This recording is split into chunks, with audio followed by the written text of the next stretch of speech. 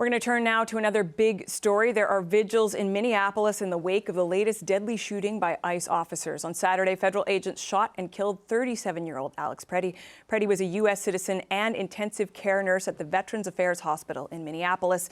This killing has added to the growing outrage on Minneapolis streets. Preddy is the second person to be killed by federal officials during protest against immigration enforcement efforts. It is President Trump's hope and wish and demand for the resistance and chaos to end today. That's why President Trump spoke with Governor Walz directly this morning, and he has outlined a clear and simple path to restoring law and order in Minnesota. CBC's Katie Simpson joins me now from Minneapolis. She's outside the Veterans Hospital where Preddy worked. Katie, the Trump administration is making some significant changes when it comes to ICE operations. Bring us up to speed. Yeah, Greg Bavino, who has become the face of these ICE enforcement operations. We've seen him hold news conferences, and we've seen him make allegations about Alex Preddy that are unproven and made them without evidence, saying that he was attempting to massacre federal agents. Well, according to CNN and the Associated Press, he is on his way out. Greg Bavino reportedly expected to leave Minneapolis sometime tomorrow, and that is when Tom Homan, who is the border czar, he is expected to take the lead on these ICE operations that are still taking place in Minnesota. We also have seen a bit of a different tone from U.S. President Donald Trump. He posted on social media that he had a good call with Governor Tim Walz. It should be pointed out that Trump has repeatedly insulted and denigrated Governor Walz throughout this entire process. He has for months beyond this, since Governor Walz, a Democrat, ran as the vice presidential candidate in the 2024 U.S. election. But he said now that he and Governor Walz appear to be on the same wavelength as they try to sort of come up with a path forward. Even Governor Walz's office called the conversation productive as well. So even though we are hearing that tone from Trump, we are seeing a change in leadership. This all comes in the wake of the killing of a second American citizen, Alex Preddy, the ICU nurse who is being remembered as an avid outdoorsman who was very active in his community, who was out documenting what was going on with these ICE operations in Minneapolis, something that so many people in this community do, as they feel it is their civic duty to be aware, to observe, and to warn community members about what is going on. Of course, again, the White House today, even though there might be a bit of a different tone, we heard from Caroline Leavitt, the White House press secretary. She still continues to blame Democrats for what's going on here, accusing them of inciting violence. So even though that there has been a slight perhaps shift from the president, we're still hearing that overall message, at least coming from the White House podium. You are, Katie, as we said, outside the Veterans Hospital where Preddy worked as an ICU nurse. Tell us a bit about what's been happening there. Hey, let's show you. I'm going to step out of the way here, Catherine. This is a vigil here right at sort of one of the gates, the entrance to this Veterans Hospital. This is where Alex Preddy worked. People have posted signs saying Veterans Against ICE. They've placed flowers, they've lit candle, and people are coming here to have a quiet moment to reflect on his life and his legacy, but also what this moment means for this community and the frustration and the grief. Earlier today, our colleagues here spoke with a woman who's a former service member who came out here. She felt the need to come out here to pay her respects in this difficult moment. Not going to be intimidated to back down. You know, I put on my uniform, I took an oath to defend our Constitution, whether it be foreign or domestic. And I will go down in that fight if I have to. I really hope this administration backs down and has a deep reflection on what they're doing, because they have brought a lot of disgrace to this country. I am absolutely proud of the United States of America. I am proud of our country, and the administration is not a reflection of us.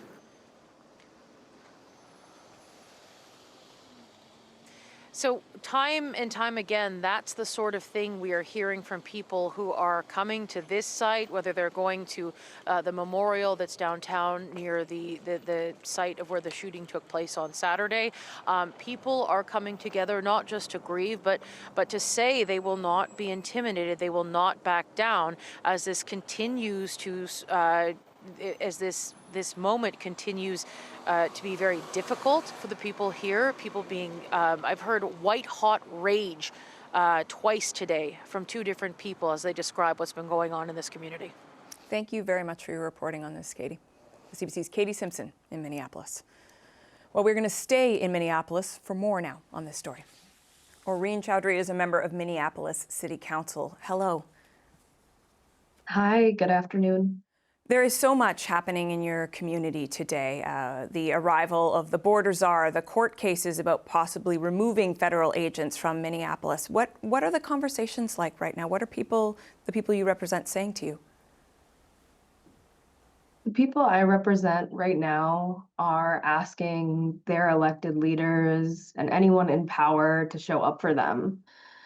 We lost Alex Preddy, who was a neighbor here in Minneapolis on the south side, in cold blood. He was publicly executed while he was trying to help a woman who was pushed down by ICE agents. And it was a really, really painful day for us. It was a really, really deeply painful day for us. I was out there following his death, and our community was out there in numbers, and they were faced with several Border Patrol agents, ICE agents that were only escalating. They were throwing flashbangs, tear gas canisters. I even tried to talk to Border Patrol agents at the line, asking them to leave, that they aren't helping the situation, and they were just laughing at me and community members. And today, while we are in deep grief, while we are in anger, while we are still resisting and protesting peacefully, we also know that we're going to win. Because every single day, each one of our neighbors are coming together and we're pushing. And we're already seeing that community members throughout Minnesota and also throughout the country and the world are not falling for the propaganda that the Trump administration is putting forward, that Kristi Noem is putting forward. They are believing what they see with their own eyes. It was incredibly egregious to call Alex a domestic terrorist and someone that was trying to commit a massacre towards ICE agents.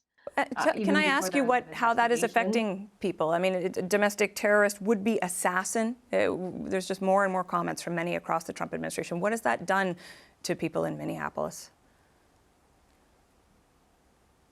I mean, it's just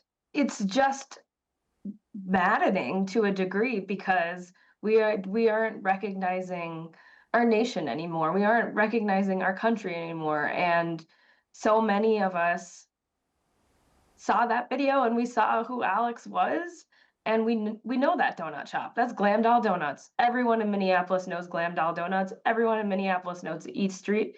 And we heard from his parents, his neighbors, his colleagues at the Veteran Affairs Medical Center. He was a good and kind man. And then we watched several angles of this video, right? He was just, all he had was a camera in his hand. All he was trying to do was direct traffic. And his last act was protecting this woman, trying to protect this woman. And he was shot 10 times. So yeah, it's very clear that the Trump administration is lying, and we're not buying it. And Minneapolis residents and Minnesotans are standing firm, and we're not going to bend. We're going to continue to speak the truth. And that's what I'm hearing from residents, is that we're just going to stick to that. We're going to continue to look after our neighbors, be at our school sites, help people get groceries, make sure people can stay home because they're fearful of leaving their house because of their skin color. We're going to continue to be in the streets. We're going to continue to chant. We're going to stand up not only for our rights, but the rights of every single citizen and person in the United States, because that's what's at stake here. That's what they're trying to erode. And again, we are tired, we are exhausted, we are grieving, we are hurt, we are angry, but we know that we're going to win, because justice is on our side, and it's here in Minnesota. And I see it in my neighbors every single day in the way that they keep on showing up for one another. You said a couple times now you're going to win. We know that the president seems to have backed off somewhat. There's some optimism from the governor that perhaps the number of federal agents will be reduced. Is that the clearest path to a win, as you see it, which I imagine is getting the federal agents out of your community? We want ICE out immediately. And we want to ensure that this happens nowhere else in the United States and no other community. Can you really do that? We're going to keep on pushing for it day in and day out. At the end of the day, we are a democratic republic, and the voice of the people must be upheld by the people elected to represent them. And if there is acts of tyranny, we must resist. We must continue to work against that, and we're going to keep on trying, and we're going to keep on fighting, and we're going to keep on standing up for our most vulnerable neighbors. And I think like what we're seeing now is more and more Republicans even kind of cracking under this pressure, right? They're seeing what's happening before their eyes. We had a Republican candidate for governor step down from the race, saying that he could not run in the Republican Party ticket anymore because he doesn't recognize this party can't stand with what's happening. And that's what it's about. It's not about partisanship. It's not about red or blue, Republican, Democrat, Libertarian, what have you. It's about right and wrong. And we're going to keep on fighting, just as the way that in the civil rights movement, people fought for people's basic rights. Just in the founding of this nation, people fought for their freedoms, and that's what we're doing. And we're also going to stand up for our immigrant neighbors, right? Good, hardworking immigrant neighbors are being targeted indiscriminately. Their families are being torn apart. We had 2 cases in 1 week where a 5-year-old child was taken from their family and brought to Texas. And then a day later, a 2-year-old girl had the same experience. That's not right. This is not a legitimate agency. And I am joining the call of so many other elected officials in the United States to ask Congress not to fund ICE on January 30th. As we are speaking, there's information coming across. CNN is reporting that top border official Greg Bovino and some of his agents are expected to leave your city tomorrow and return to their sectors. We know the border czar is coming to Minneapolis today. What do you make of that? I'm sorry, I'm getting emotional. This is what we have been calling for. This is what we need to see. And I hope, for the sake of our city and for the sake of this nation, that's what he follows through on. And I'm so proud of the people of Minnesota and Minneapolis. And I'm so grateful to every single person that's been reaching out, not only from different states in the different states in our nation, but across the world. After this, we need justice and accountability. The agents that killed and murdered Renee Good and Alex Preddy need to be brought to justice. There needs to be an independent investigation, and this administration needs to be held accountable. So this no longer continues in any city, any town, any village in the United States.